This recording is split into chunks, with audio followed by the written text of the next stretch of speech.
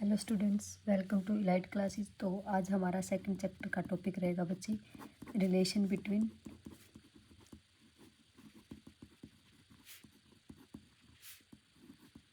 Electric field and electric potential, मतलब E and delta we के बीच में।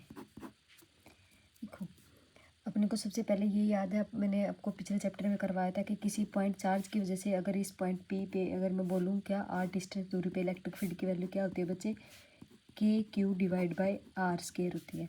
अगर इसी के लिए हम पोटेंशियल की वैल्यू लिखते हैं तो वो क्या होती है, के क्यू डिवाइड बाई आर होती है। यहाँ पे ये चीज़ ध्यान रखने वाली होती है कि जो इलेक्ट्रिक फील्ड होती है वो हमारी क्या होती है, एक वेक्टर क्वांटिटी होती है, और जो पोटेंशियल होता है वो हमारी क्या होती है, एक स्केलर क्वांटिटी होती है।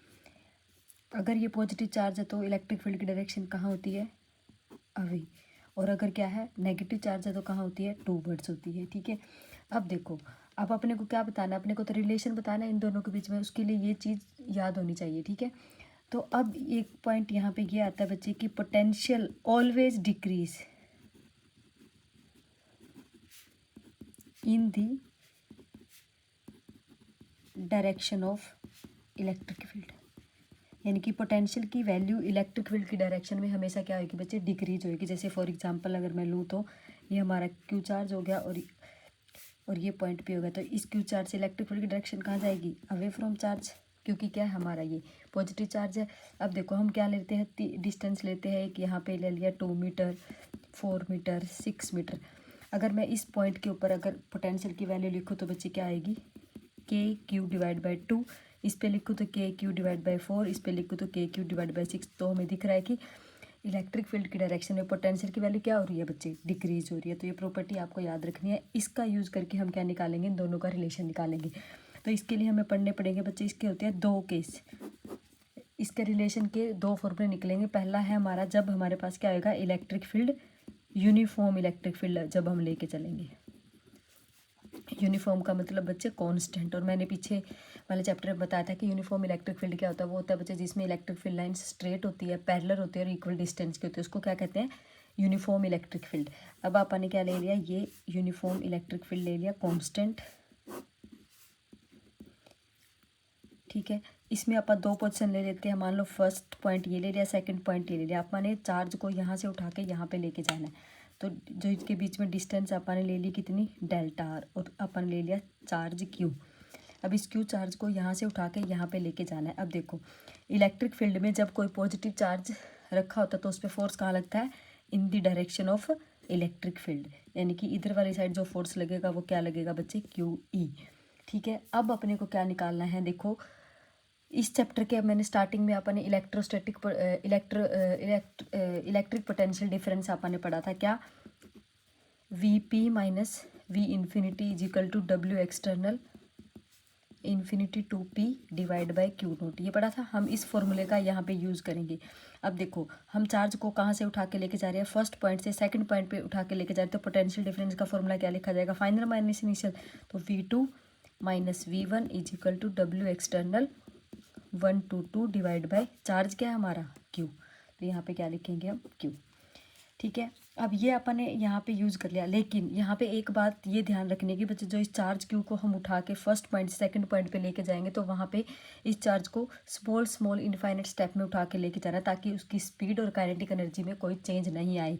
उसके लिए हम देखो, इलेक्ट्रिक फील्ड तो इसके ये क्या करेगा, इस चार्ज को अपनी तरफ बहुत ज़्यादा फोर्स से खींचेगा, तो इसके लिए हम क्या करेंगे, इसके अपोजिट एक फोर्स लगाएंगे, उस फोर्स को कहते हैं बच्चे एफ एक्सटर्नल फोर्स।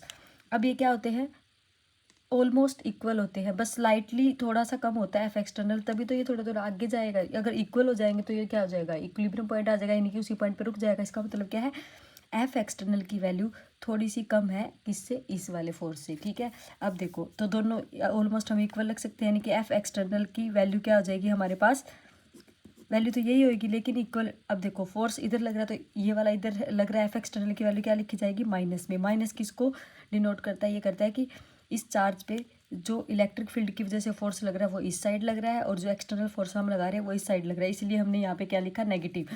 और यहाँ पे अपने डिस्प्लेसमेंट क्या यूज़ करिए बच्चे, डेल्टा आर यूज़ करिए। अब देखो, अब वर्क डन का फॉर्मूला सबको पता है क्या होता है, फोर्स डॉट प्रोडक्ट डिस्प्लेसमेंट। अब ये वर्क डन कौन सा है, एक्सटर्नल। हम वर्क डन कर रहे हैं यहाँ से उठा के यहाँ लेके जाएंगे, तो हम क्या करेंगे वहाँ पे वर्क डन कर रहे हैं कौन सा, एक्सटर्नल। 1 पॉइंट से लेके 2 पॉइंट पे उठा के लेके जाएंगे। जहाँ पे यहाँ पे फोर्स है उस कौन सा है, ये भी एक्सटर्नल फोर्स। अब इस फोर्स की वैल्यू पुट कर दो यहाँ से, तो क्या आ जाएगा, minus Q E dot delta are. ठीक है, अब क्या है अपने पास, ये वर्क डन की वैल्यू उठा के कहाँ पुट करनी है बच्चे, इस फर्स्ट इक्वेशन में यहाँ पे पुट करो। V2 minus V1 is equal to W external की वैल्यू पुट करेंगे तो minus Q E dot delta R divide by Q. Q से क्यू क्या होगा, कैंसिल हो गया, तो हमारे पास क्या बच गया, minus E dot delta R. तो इसको क्या लिख सकती हूँ मैं, delta V is equal to minus E dot delta R. तो ये हमारा रिलेशन आ गया किसका, इलेक्ट्रिक फील्ड और इलेक्ट्रिक पोटेंशियल के बीच का, जब जब हमारे पास क्या है, इलेक्ट्रिक फील्ड यूनिफॉर्म लिया हमने। ठीक है,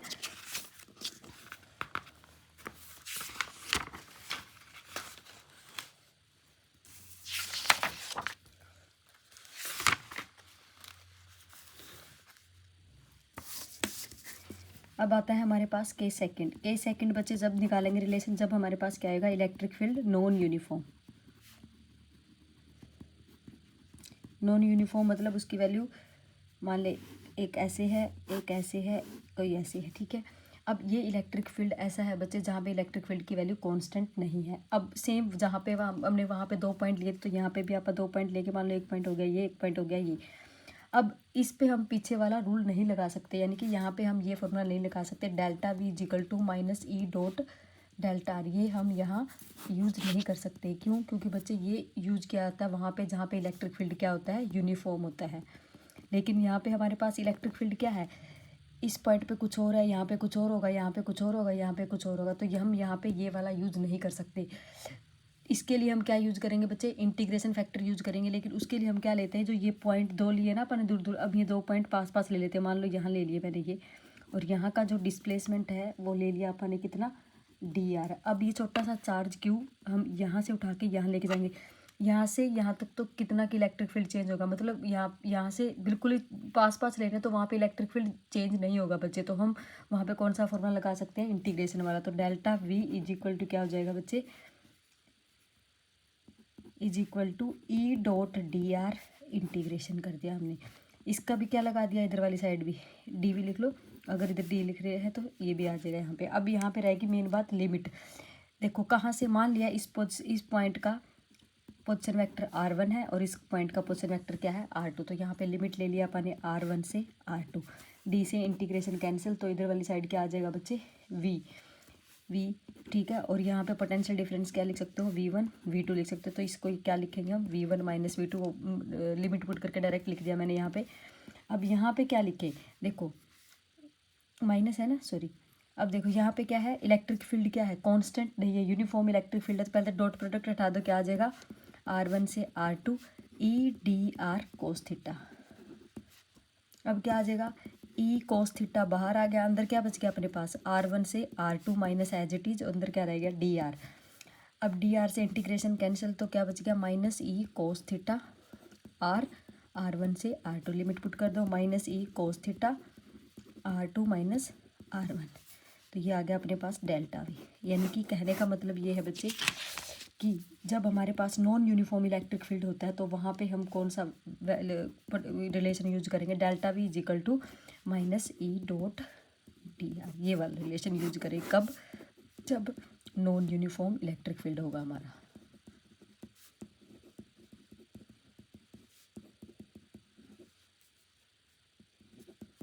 that's it, thank you so much.